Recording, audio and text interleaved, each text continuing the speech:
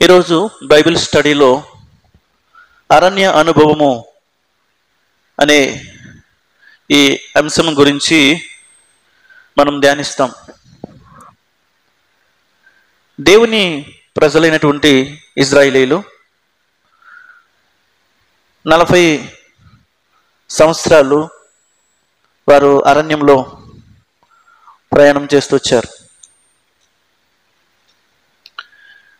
వాళ్ళు ప్రయాణం చేస్తున్నప్పుడు వారికి మార్గం యొక్క మధ్యలో ఎన్నో అరణ్యాలు వాళ్ళకి ఎదురవుతూ వచ్చాయి. అయితే ఒక్కొక్క అరణ్య అనుభవం గురించి మనము ధ్యానించే ముందుగా అరణ్యం అంటే ఏంటి, అరణ్యము దేనికి సాదృశ్యంగా కనబడుతుంది అనే విషయాల గురించి ఈరోజు మనం ధ్యానించబోతున్నాం.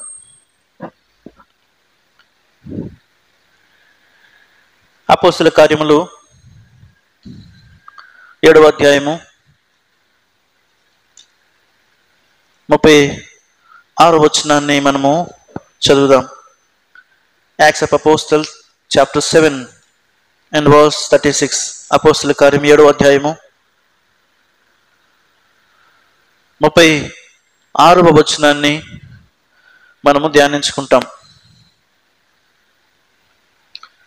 అపోస్తల కార్యం 6వ అధ్యాయము అపోస్తల కార్యం 7వ అధ్యాయము 36వ వచనం. ఇతడు ఐగుప్తులోను ఎర్ర సముద్రములోను 40 ఏండ్లు అరణ్యములోను మహాకార్యములను సూచక క్రియలను చేసి వారిని తోడుకొని వచ్చెను. ఈ మాట మనము జ్ఞాపకం చేసుకోవాలి. మోసే గురించి రాయబడినటువంటి మాట సందర్భం ఇది. ఈ వచనం ప్రకారము 40 ఏండ్లు అరణ్యంలో వారు ప్రయాణం చేశారని స్పష్టంగా మనకి అర్థమవుతుంది. కనుక 40 days జర్నీ ఆఫ్ విల్డర్నెస్, 40 సంవత్సరాలు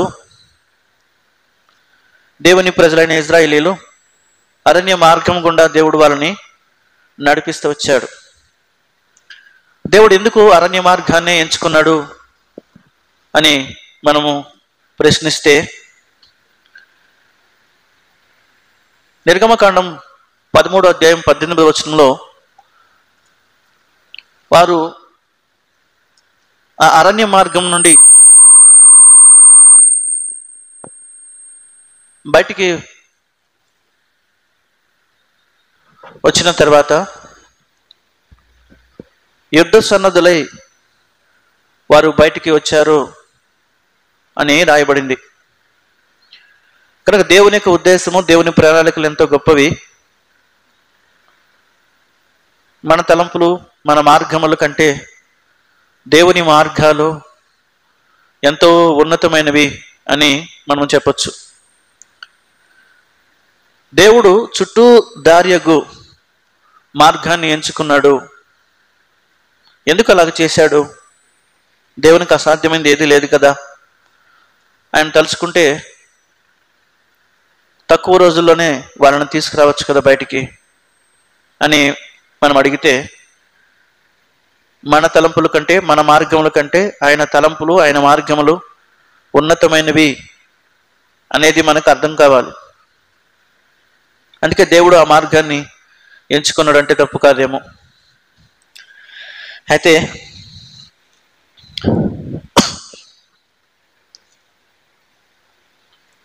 ఇజ్రాయేలు ప్రయాణం చేసినటువంటి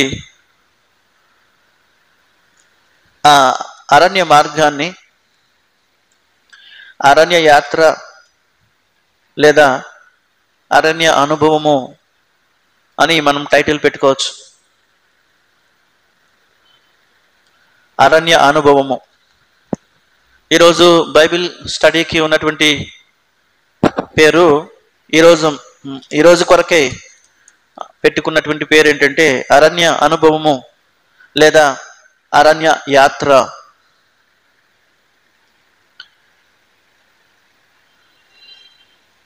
కనుక దేవుడు వాళ్ళని అరణ్య మార్గం గుండా నడిపిస్తున్న సందర్భంలో అరణ్యంలో దేవుడు వాళ్ళకి చేసినటువంటి 5 సంగతుల గురించి ఈరోజు మనము ధ్యానిస్తాం. ఏంటి ఆ 5 సంగతులు?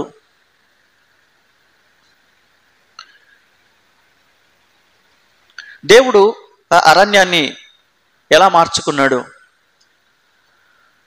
ఆదికాండము 16వ అధ్యాయం 7-8 వచనాల్లో చదివితే దేవుడు హాగరుతో అక్కడ సంభాషిస్తున్నట్లు స్పష్టంగా రాయబడింది. దేవుడు హాగరును అరణ్యంలో కనుగొన్నాడు. కనుగొని ఆమెతో మాట్లాడి ఆమెకు వాగ్దానం చేసి ఆమెను ఆశీర్వదించి ఆమెను ధైర్యపరిచాడు. ఆమెకు పుట్టిన కుమారుడు కూడా గొప్ప జనమవుతాడని దేవుడు వాగ్దానం చేశాడు. ఆదికాండం 16వ అధ్యాయం 7-8 వచనాలు.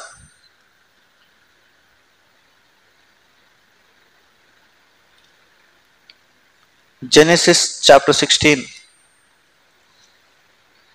and verse 7 and 8.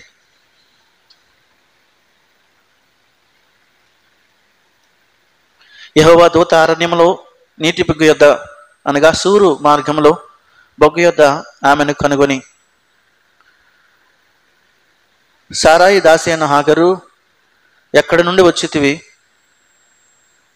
ఎక్కడికి వెళ్ళుచున్నావని అడిగినందుకు, అది నా యజమానురాలైన సారాయి యొద్ద నుండి పారిపోయి వచ్చుచున్నాను.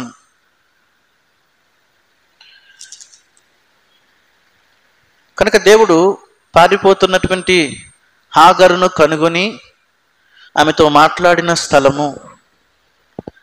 మాట్లాడినటువంటి స్థలము దేవుడు అరణ్యాన్ని దేవుడు సంభాషించే స్థలముగా మార్చుకున్నాడు. దేవుడు హాగరుతో మాట్లాడిన తర్వాత ఆమె నిరాశ, ఆమె యొక్క నిస్పృహ ప్రతిదీ తీసివేయబడింది. ఎంతో బాధతో దిగులుతో అరణ్యంలోకి పారిపోయిన ఆమె ఇప్పుడు సంతోషంతో ఉంది. ఎందుకంటే దేవుడు ఆమెతో మాట్లాడారు. ఇది మొదటి సంగతి. అరణ్యంలో దేవుడు స్పష్టంగా మాటలు వినిపించాయి. రెండవది, యోహాను సువార్త 6వ అధ్యాయం 32వ వచనంలో దేవుడు అరణ్యంలో వారిని మన్నా కురిపించి పోషిస్తూ వచ్చాడు అని స్పష్టంగా రాయబడింది. కనుక దేవుడు అరణ్యాన్ని పోషించే స్థలంగా మార్చుకున్నాడు. ఆయన ఎక్కడైనా పోషించగలడు. ఎటువంటి సందర్భంలోనైనా ఆయన పోషిస్తాడు. నెహెమ్యా గ్రంథము 9వ అధ్యాయం 15వ వచనంలో ఆకాశం నుండి కురిపించిన ఆ మన్నా ద్వారా దేవుడు వాళ్ళని పోషిస్తూ వచ్చాడు. నిర్గమకాండం 16వ అధ్యాయం 15వ వచనంలో మొట్టమొదటిసారి దేవుని ప్రజలైనటువంటి ఇజ్రాయేలీలు ఆ మన్నాను చూసినప్పుడు ఇదేమి అని ఆశ్చర్యపోతొచ్చారు. అదే మొదటిసారి వాళ్ళు ఆ మన్నాని చూడడం. ఇదేంటి అనే మాట ఆశ్చర్యానికి గురి చేస్తుంది. దేవుడు పోషించే విధానం కూడా మనకు ఆశ్చర్యానికి గురి చేస్తుంది. ఎందుకంటే ప్రతిరోజు ఆయన మనల్ని పోషిస్తాడు. ఆత్మ సంబంధమైన ఒకే ఆహారము తిన్నారు అని 1 కొరింథీ పత్రిక 10వ అధ్యాయము 3వ వచనంలో రాయబడింది. కనుక రెండవ సంగతి, దేవుడు అరణ్యాన్ని పోషించే స్థలంగా మార్చుకున్నాడు. మొదటిది మాట్లాడే స్థలము, రెండోది తన ప్రజలను పోషించే స్థలం, మూడవది ద్వితీయోపదేశకాండం 8వ అధ్యాయం 15వ వచనంలో అరణ్యంలో తన ప్రజలను నడిపించే దేవుడు. అరణ్యాన్ని దేవుడు నడిపించే స్థలముగా మార్చుకున్నాడు. ఎంత అద్భుతంగా నడిపించాడో! దేవుడు వారిని నడిపించడానికి ఆ భయంకరమైన అడవిలో, బైబిల్లో రాయబడింది అది భయంకరమైన అడవి. ద్వితీయోపదేశ కాండము 8వ అధ్యాయము 15వ వచనం. Deuteronomy chapter 8 and verse 15. తాపకరమైన పాములను తేళ్లను కలిగి ఎడారి అయి నీళ్లు లేని భయంకరమైన ఆ గొప్ప అరణ్యములో ఆయన నిన్ను నడిపించెను అని రాయబడింది. నీళ్లు లేని స్థలం, తాపకరమైన పాములు, ఎటు చూసినా ప్రమాదం, ఎటు చూసినా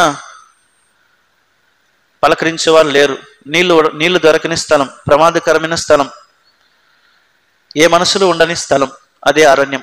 దేవుడు వారిని ఆ అరణ్యంలో అద్భుతంగా నడిపించాడు. బైబిల్లో చెప్పబడిన మాట భయంకరమైన ఆ గొప్ప అరణ్యము అని రాయబడింది. దేవుడు తన ప్రజల్ని నడిపించడానికి అరణ్యాన్ని ఎంచుకున్నాడు. ఈ లోకం అనే అరణ్యంలో మనము కూడా ఉన్నాం. మనల్ని దేవుడు అద్భుతంగా నడిపిస్తున్నాడు. ఈ లోకం అనే అరణ్యంలో ఎప్పుడు ప్రమాదం వస్తుందో తెలియదు, ఎప్పుడు ఏ జంతువు దాడి చేస్తుందో తెలియదు, ఎప్పుడు ఏ సమస్య వస్తుందో తెలియదు. అటువంటి స్థలంలో దేవుడు మనల్ని కూడా అద్భుతంగా నడిపిస్తున్నాడు. ఈ లోకమరే అరణ్యంలో దేవుడు మనతో సంభాషించాడు. ఈ లోకమరే అరణ్యంలో దేవుడు మనల్ని అద్భుతంగా పోషిస్తున్నాడు. ఇప్పటికి 3 సంగతులు చూసాం. మొదటిది దేవుడు సంభాషించే స్థలం, రెండవది దేవుడు పోషించే స్థలం, మూడవది దేవుడు నడిపించే స్థలం, నాలుగవది సంఖ్యాకాండము 14వ అధ్యాయం 22వ వచనం. సంఖ్యాకాండం 14వ అధ్యాయము 22వ వచనం. Book of numbers chapter 14 and verse 22. నేను ఐగుప్తులను అరణ్యంలోను చేసిన సూచక్రియలను నా మహిమను చూచిన ఈ మనుషులందరూ ఈ 10 మారులు నా మాట వినక నన్ను పరిశోధించరి. అరణ్యాన్ని దేవుడు ఎలాంటి స్థలంగా మార్చుకున్నాడంటే తన మహిమను కనపరిచే స్థలంగా మార్చుకున్నాడు. దేవుడు అరణ్యములో తన మహిమను దేవుని ప్రజలకు చూపించాడు. నిజంగానే ఎప్పుడూ చూడలేని కొన్ని అద్భుతాలు అరణ్యంలో వాళ్ళు చూశారు. ఎందుకు అంటే అరణ్యంలో పగలు మేఘస్తంభము, రాత్రి అగ్నిస్తంభముగా ఉండి దేవుడు వాళ్ళతో నడిచాడు. మేఘంలో నుండి దేవుని స్వరాన్ని వినిపించేవాడు. నిజంగా ఇన్ని గొప్ప కార్యాలు దేవుడు వాళ్ళ పట్ల చేస్తూ వచ్చాడు. నిజంగా ఇది దేవుని మహిమను చూసే స్థలం. అరణ్యం దేవుడు మహిమ కనపరిచే స్థలంగా మారిపోయింది. ఈ లోకం అనే అరణ్యంలో మనం జీవిస్తున్నప్పుడు కూడా తన మహిమను వెల్లడి చేసిన దేవుడు ఆయన. ఇది 4వది. 5వది ఆఖరిది నిర్గమకాండం 13వ అధ్యాయం 18వ వచనంలో. నిర్గమకాండం 13వ అధ్యాయము 18వ వచనం. అయితే దేవుడు ప్రజలను చుట్టూ దారియగు ఎర్ర సముద్ర అరణ్య మార్గమును నడిపించెను. ఇశ్రాయేలీయులు యుద్ధ సన్నద్ధులై ఐగుప్తుల నుండి వచ్చిరి. దేవుని ప్రణాళిక, అరణ్యాన్ని దేవుడు యుద్ధ స్థలంగా మార్చుకున్నాడు. అరణ్యంలో ఎన్నో వాళ్ళు నేర్చుకున్నారు. దేవుని మీద ఆధారపడడం నేర్చుకున్నారు, దేవునికి మొరపెట్టడం నేర్చుకున్నారు. ఈ జీవితం అనే ఈ అరణ్యం అనే స్థలాన్ని దేవుడు యుద్ధ రంగముగా మార్చుకున్నాడు. యోబు గ్రంథం 7:1 7వ అధ్యాయం 1వ వచనంలో నరుల జీవితము యుద్ధ రంగం, యుద్ధ భూమి లాంటిది కాదా అని అంటున్నాడు. ఈ లోకమరే అరణ్యంలో కూడా దేవుడు మనకి ఎన్నో ఆత్మీయ పోరాటాలు, ఆత్మీయ యుద్ధాలను దేవుడు మనకి నేర్పిస్తూ ఉంటాడు. ఒక సమస్య వచ్చినప్పుడు దాన్ని ఎలా ఎదుర్కోవాలి, కొరత ఉన్నప్పుడు దేవుని మీద ఎలా ఆధారపడాలి, దేవుడిని చూస్తే ఎలా ముందుకు సాగాలి అనే విషయాల గురించి దేవుడు వాళ్ళకి స్పష్టంగా నేర్పించాడు.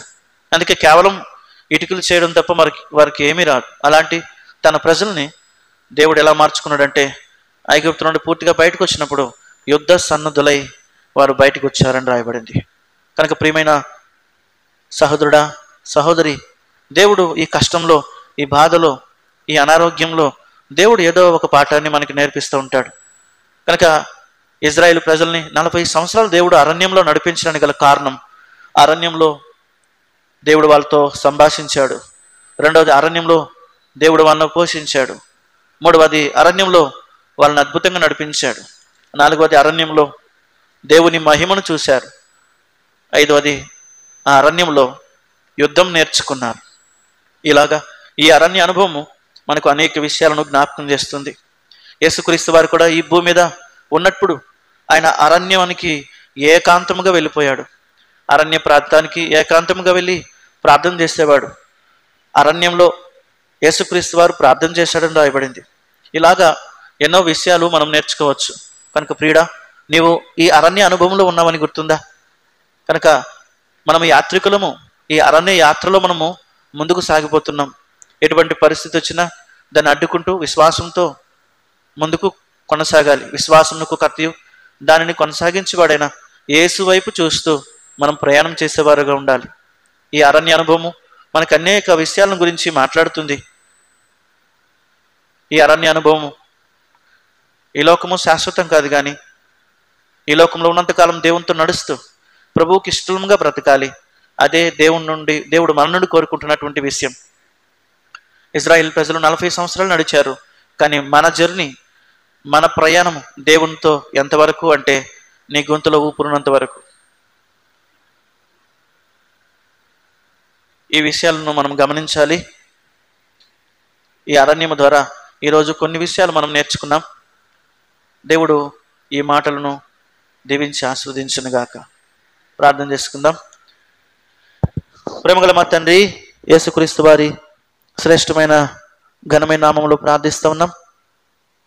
ఈ రీతిగా మరి ఈ అరణ్య అనుభవంలో అనేక విషయాలు మేము తెలుసుకోవడానికి మీరు చూపించిన ప్రేమ కొరకు ఎన్ని కొందనాలు. ఈ బైబిల్ స్టడీని దీవెనకరంగా మీరు ఉంచమని కోరుకుంటూ, అరణ్యాల గురించి ధ్యానిస్తుండగా ఒక్కొక్క అనుభవములో నుండి అనేక విషయాలు మీరు మాతో మాట్లాడమని యేసుక్రీస్తు నామములో ప్రార్థించి అడిగి వేడుకుంటున్నాము తండ్రి. ఆమేన్.